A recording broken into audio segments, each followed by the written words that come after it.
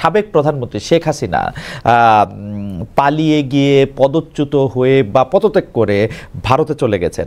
পররাষ্ট্র মন্ত্রণালয়ের কাছে তার অফিসিয়াল স্ট্যাটাসটা এখন কি, মানে তার অবস্থান সম্পর্কে আমাদের কাছে কি তথ্য আছে, আমাদের কাছে অবস্থান নিয়ে আমাদের কাছে কি তথ্য আছে? তিনি দেশে ফিরবেন, আরো লাইট আছে, তিনি দেশে ফিরবেন বা আপনারা ফিরিয়ে আনবেন দ্রুত, এমন কিছু ঘটবে কিনা, তৃতীয় কোনো দেশে যেতে পারেন কিনা? ধন্যবাদ। এটা আসলে সবই আপনি যে প্রশ্ন করেছেন এটাতে উত্তর দিতে গেলে একটু স্পেকুলেটিভ হয়ে যাবে। বিষয়টা হচ্ছে যে উনি ভারতে প্রথমে গিয়েছিলেন এবং প্রথম থেকে যেটুকু জানা যাচ্ছিল যে তিনি ভারতে খুব বেশি দিন থাকবেন না, এরকম একটা কথা কিন্তু শোনা গেছে। কিন্তু এখন তো ধরুন 4 মাস হতে চলেছে উনি ওখানেই আছেন। কি কারণে আছেন সেটা বিভিন্ন কারণের কথাবার্তা বলা হচ্ছে, সেটা আমরা জানি না। এখন উনি কতদিন থাকবেন এটাও কিন্তু আমরা জানি না। এটা অনেকটাই ভারতীয়দের এখতিয়ার, তারা তাকে কতদিন থাকতে দেবেন বা উনি কতদিন থাকবেন ইত্যাদি ইত্যাদি। তো আমি যেটা মনে করি যে যদি বাংলাদেশে যদি তার বিরুদ্ধে মামলা তেমন একটা পর্যায়ে পৌঁছে তাহলে তাকে আমরা চাইতেই পারি ফেরত আনার জন্য, কিন্তু তারপরে সেটা উনি কখন আসবেন, ভারতীয়রা ফেরত দিবে কিনা, কিভাবে দেবে, এটা কিন্তু এখন আমি কোনো উত্তর দিতে পারবো না, কারণ আমি কোনো স্পেকুলেট করতে চাই না। তার অবস্থান সম্পর্কে ভারতীয় কর্তৃপক্ষ কি আপনাদেরকে কোনো ব্রিফ করেছে বা নিয়মিত ব্রিফ করে? কেন আমি এটি জানতে চাইছি, তিনি কি ভারতে গৃহবন্দী আছেন? এটাও দেখুন, এ ব্যাপারে আমার জ্ঞান আর আপনাদের জ্ঞান একই, কারণ পত্রপত্রিকায় যা কিছু আসে আমিও সেটুকুই জানি, এর চেয়ে বাইরে আসলে আমার কিছু জানা নেই। কাজে আমি এটা স্পষ্ট কোনো উত্তর দেওয়ার যেহেতু আমার কাছে তথ্য নেই, আমি সেটা দিতে পারছি না। একজন বিশ্লেষক বা বিশেষজ্ঞ হিসেবে যদি আপনাকে জানতে চাই যে মানে সাবেক একজন প্রধানমন্ত্রী, তাকে কি আসলে মানে আমরা দেখে কি বুঝতেছি যে তাকে কি আসলে বিদেশি গণমাধ্যমের সাথে কথা বলতে, বিদেশি গণমাধ্যম থেকে কথা বলতে অ্যাডভাইজার হোসেন, আমরা আপনাকে স্পষ্ট দেখতে পাচ্ছি, আমরা আপনাকে স্পষ্ট শুনতেও পাচ্ছি। আমরা যেটি জানতে চাইছি যে মানে তাকে কি আসলে বিদেশি গণমাধ্যমে বা কোনো গণমাধ্যমে কথাবার্তা বলায় নিষেধাজ্ঞা দেওয়া হয়েছে, নিষেধাজ্ঞায় আছেন? মানে আমরা কিন্তু, আমার বিবেচনায় কিন্তু তাকে, উনি ভারতে গৃহবন্দী আছেন, কারণ তাকে মিডিয়ার সাথে কথা বলতে দেওয়া হচ্ছে না। এবং মানে আপনার কাছে কি মনে হয়? আবার আমি বলছি যে আসলে এ সম্বন্ধে আমার কাছে সুস্পষ্ট কোনো তথ্য নেই। আপনারা জানেন যে একদম প্রথমেই কিন্তু উনি কিছু কথা বলেছিলেন ভারতে থাকা অবস্থায়, এবং প্রধান উপদেষ্টা বলেছিলেন যে উনি ভারতে থেকে যদি বাংলাদেশের রাজনীতি, বর্তমান সরকার পরিস্থিতি নিয়ে কথাবার্তা বলতে থাকেন তাহলে সেটা আসলে ভারতের সাথে সম্পর্ক স্বাভাবিকীকরণে বা স্বাভাবিক অবস্থায় সম্পর্ক চালিয়ে যেতে সেটা সহায়ক হবে না। আমি আমার অবস্থানটা মনে করি সেরকম। আমি মনে করি যে তিনি যদি সেখান থেকে কোনো মানে তার সমর্থকদেরকে কোনো দিক নির্দেশনা না দেন, কোনো কথাবার্তা না বলেন, সেটাই পারস্পরিক সম্পর্কের জন্য অনেক ভালো। অ্যাডভাইজার হোসেন, আমরা দেখেছি যে সাবেক প্রধানমন্ত্রী শেখ হাসিনা সহ বিগত সরকারের মন্ত্রী ও সংসদ সদস্যদের লাল পাসপোর্ট বাতিল করা হচ্ছে। এখন তাদের ট্রাভেল ডকুমেন্ট কি হবে, কি স্ট্যাটাস হবে, সেই ব্যাপারে কি পররাষ্ট্র মন্ত্রণালয় বা আপনাদের দপ্তরে উনারদের তরফ থেকে কোনো যোগাযোগ করা হয়েছে? আমার কাছে আসলে তেমন কিছু আসেনি এখন পর্যন্ত। এ ব্যাপারে সাধারণ নিয়মটা হচ্ছে যে তাদের যখন দায়িত্ব শেষ হয়ে যাবে তখন তো লাল পাসপোর্টটা বাতিল করা হবে, তখন তারা দেশে থাকলে পাসপোর্টের জন্য দরখাস্ত করতে পারেন। বিদেশে থাকলে তারা একটি ওয়ান ওয়ে ওটিপি, যেটাকে ওয়ান টাইম পাস নিয়ে শুধু বাংলাদেশে ফেরার জন্য তারা একটা কাগজ নিতে পারেন। সেই কাগজটা নিয়ে তারা দেশে এসে পড়তে পারেন এবং তারপরে তারা পাসপোর্টের জন্য দরখাস্ত করতে পারেন। এটাই হলো স্বাভাবিক নিয়ম। বাংলাদেশ নিয়ে অপপ্রচারের জন্য, মানে যদিও আমি ভারতীয় মিডিয়া এবং ভারতীয় সরকারকে ঠিক এক করে দেখি না, কিন্তু বাংলাদেশকে নিয়ে একের পর এক যেটাকে আমরা প্রপাগান্ডা বলছি, অপপ্রচার বলছি, এবং কোনো কোনো ক্ষেত্রে সেটি কিন্তু মানে বোনাফাইডি না, অনেক ক্ষেত্রে সেটি মেলাফাইডি, মানে ইচ্ছে করে এরকম করা হচ্ছে বলে অনেকটা মনে হচ্ছে। আপনার কাছে কি মনে হয়, মানে এর কারণ কি শেখ হাসিনা ভারতে অবস্থান করছেন, বা ভারত সরকার মনে করছে, বা ভারতীয় জনগণ মনে করছে যে অবস্থাটা কোনো একটা পরিবর্তন হতে পারে, মানে যিনি যাকে আমরা কি বলবো, দেশত্যাগী, পদত্যাগী, পলাতক সরকার প্রধান, তাদের নিয়ে কি কোনো পরিকল্পনা আছে বলে মনে হয় তাকে নিয়ে, বা বিষয়টিকে আপনি কিভাবে দেখেন?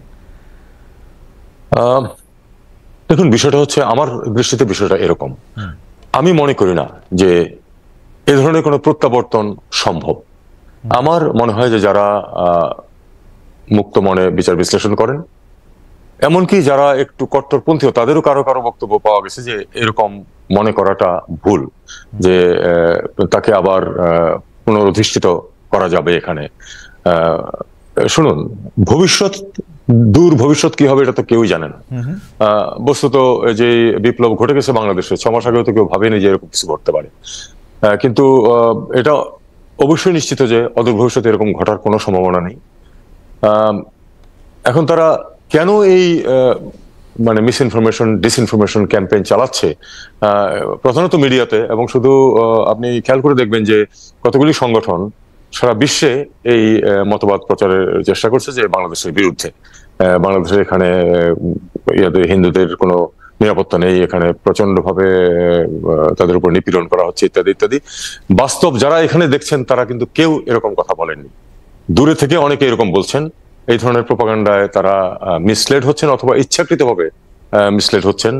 তাদের যদি বাংলাদেশ বিরোধী কোনো মনোভাব থাকে সেটাকে তারা এগিয়ে নিচ্ছেন।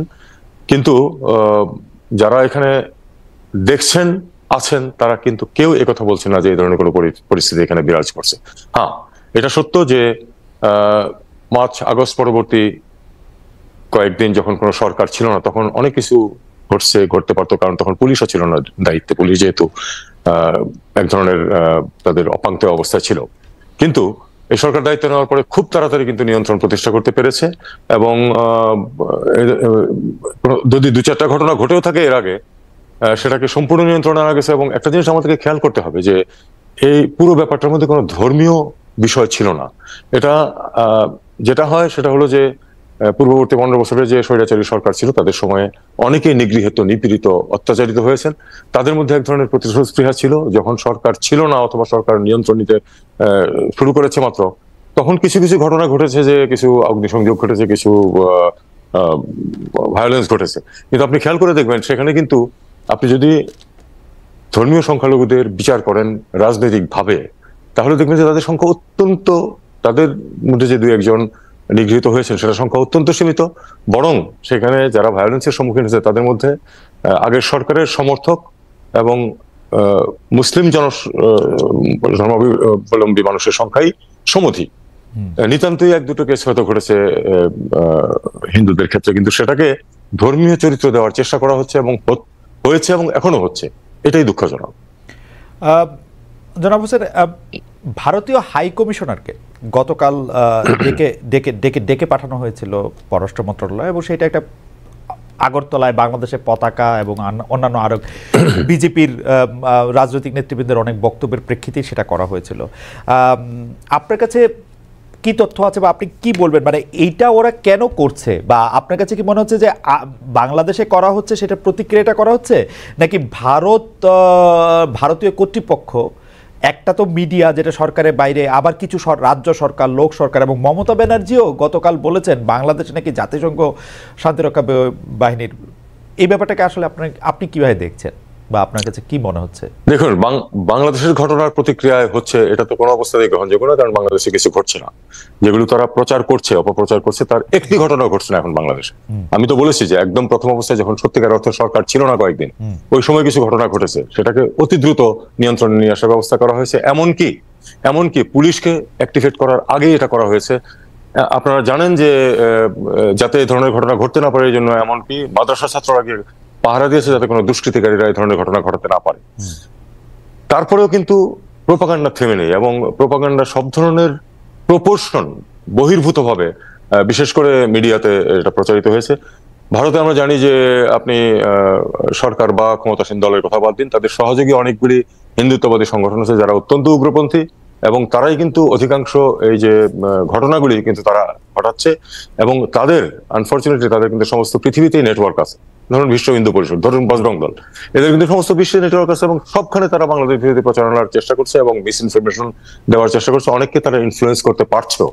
এটা দুঃখজনক, কিন্তু আমরা মনে করি যে সরকারিভাবে ভারতের এটা বুঝতে পারার কথা যে এই ধরনের কোনো ঘটনা ঘটছে না, তাদের কাছে তথ্য থাকার কথা, এবং তারা তাদেরকে নিয়ন্ত্রণ করার চেষ্টা করলে আমরা খুশি হব। মমতা ব্যানার্জি প্রসঙ্গ তুলেছেন। মমতা ব্যানার্জি আমার পরিচিতা। আমি 4 বছর ডেপুটি হাই কমিশনার ছিলাম কলকাতায়, তখন তার সাথে যথেষ্ট হৃদ্যতাও ছিল বলে আমি মনে করি। উনি হঠাৎ করে কেন এই কথা বলেন, উনি অনেক সময় কিন্তু অনেক কিছু বলেন যেটা ঠিক প্রত্যাশিত না, এটা এটা তার বৈশিষ্ট্যের মধ্যে আছে, কিন্তু তবু হঠাৎ করে তিনি এই কথা কেন বললেন আমি জানি না।